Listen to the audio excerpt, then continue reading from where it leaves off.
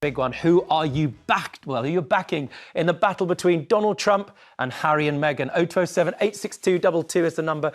Trump has said he won't deport Prince Harry from the US amid a legal battle to find out whether the Duke lied on his visa application. But that doesn't mean that Trump is going soft on the Sussexes. The Sussexes. Here is what he said to the New York Post regarding that decision. Let's just have a look at what he said.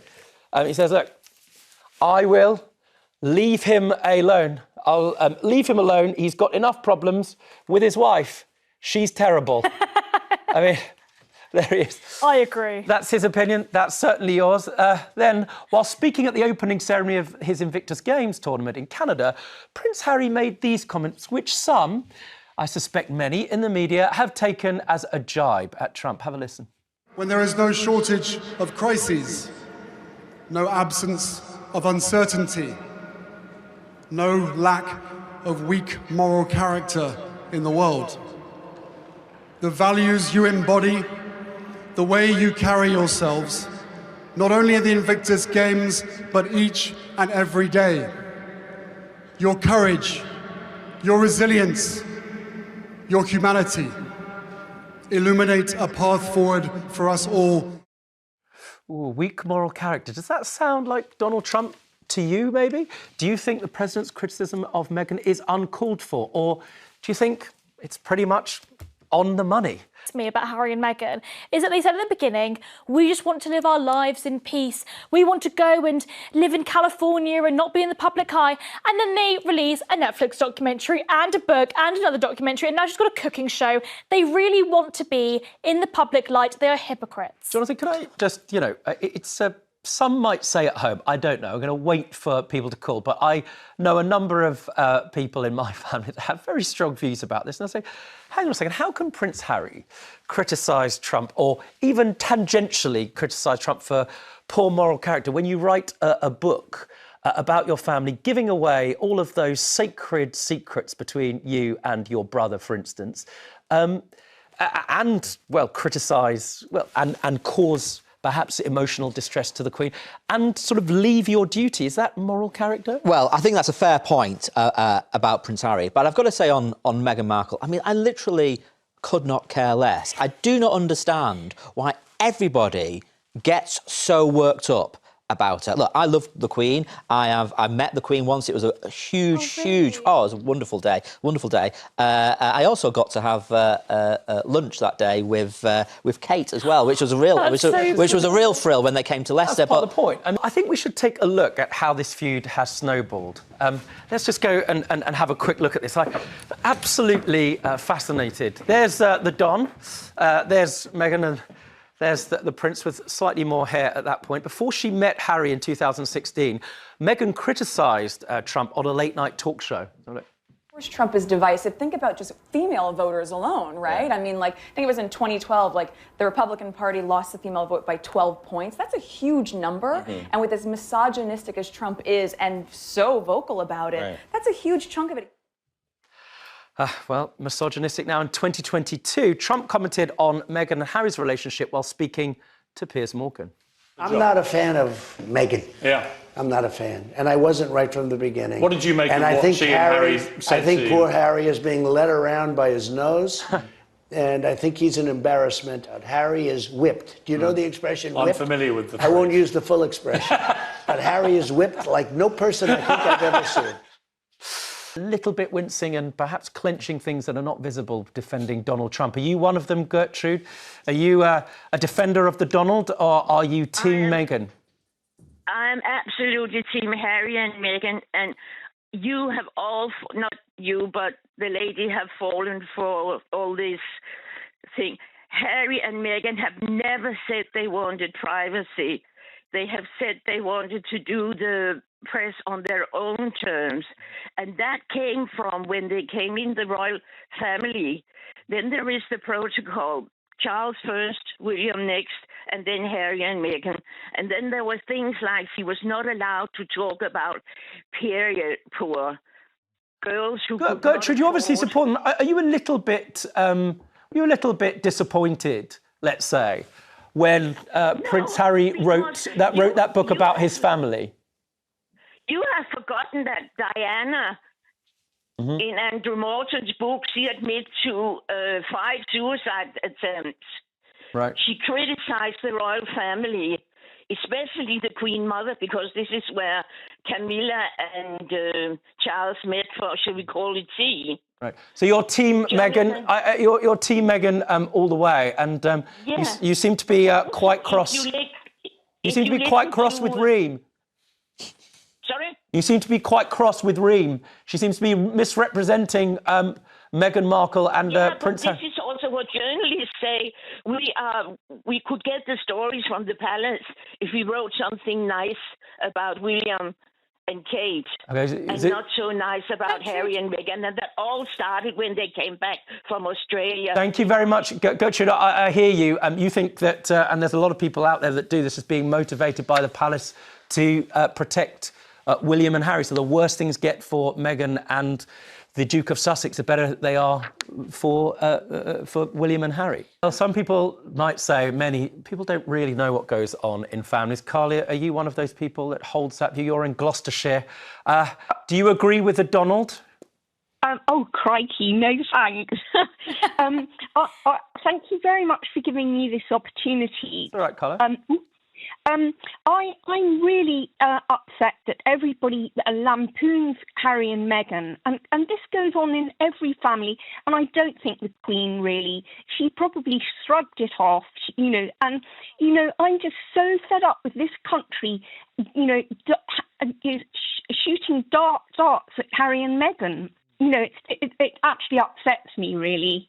Yeah, I hear that, and I wonder why. You're not alone. Sandra, I'm going to give you the last say in Nottinghamshire. We've just heard over there from Carla that she's tired, frankly, at people throwing darts at Harry and Meghan. They can do no right. People either give them their undivided indifference or say, let bygones be bygones. What do you think?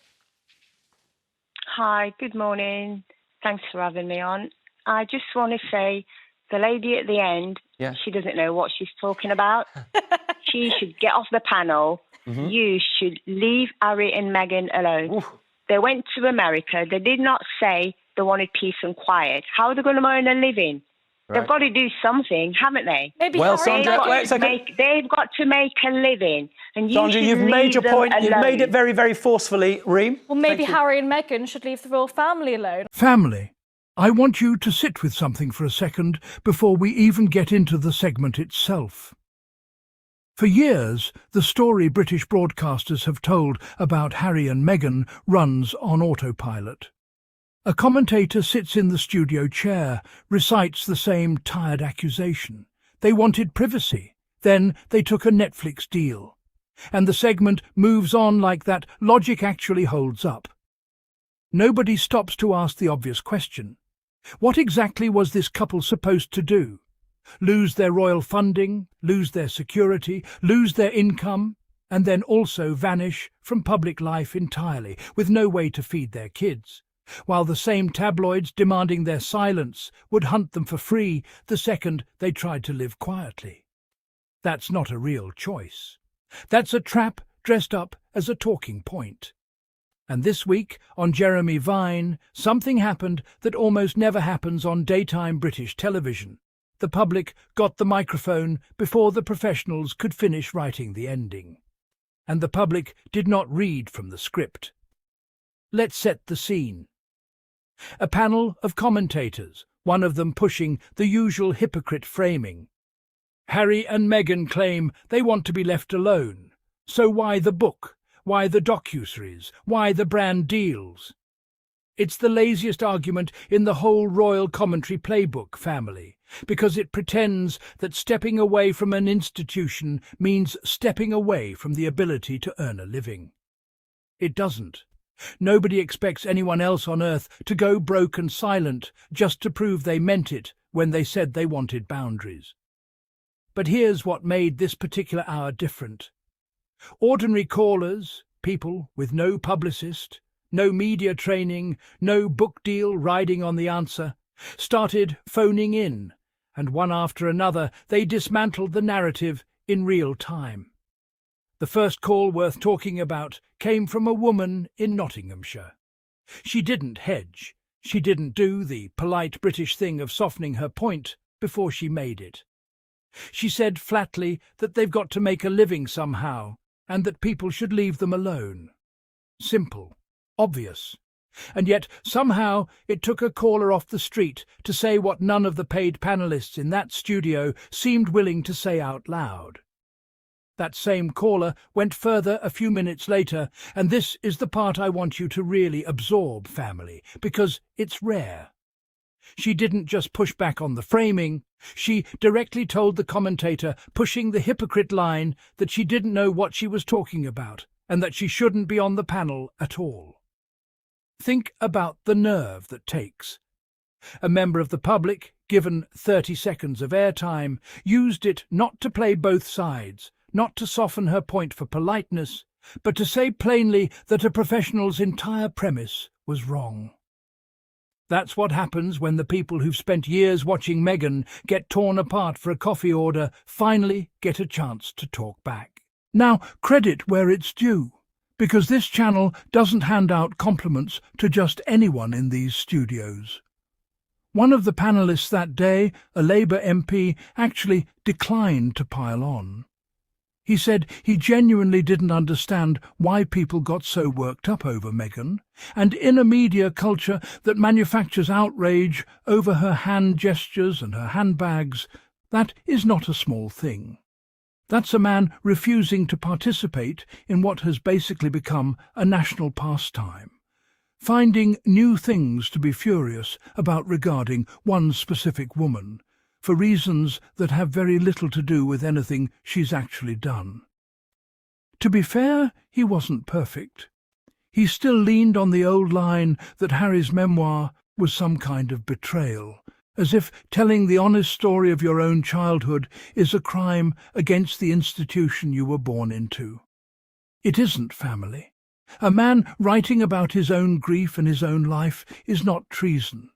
And an institution that spent decades letting anonymous palace sources brief against Diana, against Meghan, against Harry himself, does not get to suddenly discover a sacred code of silence the moment a Windsor decides to speak in his own voice, instead of letting someone else write the story for him. But the call that deserves to be replayed on every front page in this country came from a woman who did something almost nobody does live on air. She named the actual mechanism. She described in plain terms how coverage would improve for the palace's favoured couples if outlets ran flattering stories about them and unflattering ones about Harry and Meghan. Access for favourable coverage. Silence, or worse, for anyone who steps outside the arrangement. That is not a conspiracy theory, family. That is how British court reporting has functioned for decades, and it has been confirmed again and again by journalists who eventually left that beat and told the truth about how it works. A caller with nothing to gain and no career riding on her answer said it plainly, live, and the silence that followed told you everything. When professional commentators get challenged, they usually pivot, deflect, or talk over you. This time, nothing. No rebuttal, no counter-evidence, just dead air, which, if you've watched enough of these segments, family, you'll know is often the loudest confirmation there is. People don't go quiet because you're wrong. They go quiet because there's nowhere left to take the argument. That same caller reminded the room of something the institution would rather everyone forget. That Diana herself spoke in her own words about how isolating and painful her time inside that family had been, and about the private arrangements that persisted around her marriage while she was expected to keep smiling for cameras. She wasn't dredging up gossip for the sake of it. She was making a point that's uncomfortable but true. The royal family's own history is full of exactly the kind of painful, private material that Harry gets uniquely condemned for daring to write about. The rules, once again, only seemed to apply was being controlled by her, reached for language dripping in old-fashioned misogyny about a man who'd supposedly been whipped into submission by his own wife. Sit with that for a second. The insinuation is textbook. A husband who chooses to stand by his wife, defend her and build a life with her isn't exercising loyalty or judgment. According to that worldview, he must have been weakened, controlled, emasculated. That's not commentary, family. That's a punishment narrative aimed at any man who refuses to treat his wife as disposable. Harry didn't abandon his family because someone manipulated him into it. He made a decision as a grown man to protect his wife and children from an institution and a press machine that had already proven, fatally, what it does to women who don't fit its mould. Calling that whipped isn't insight. It's an insult wearing the costume of analysis, and Piers Morgan let it slide because it fit the story he'd already decided to tell.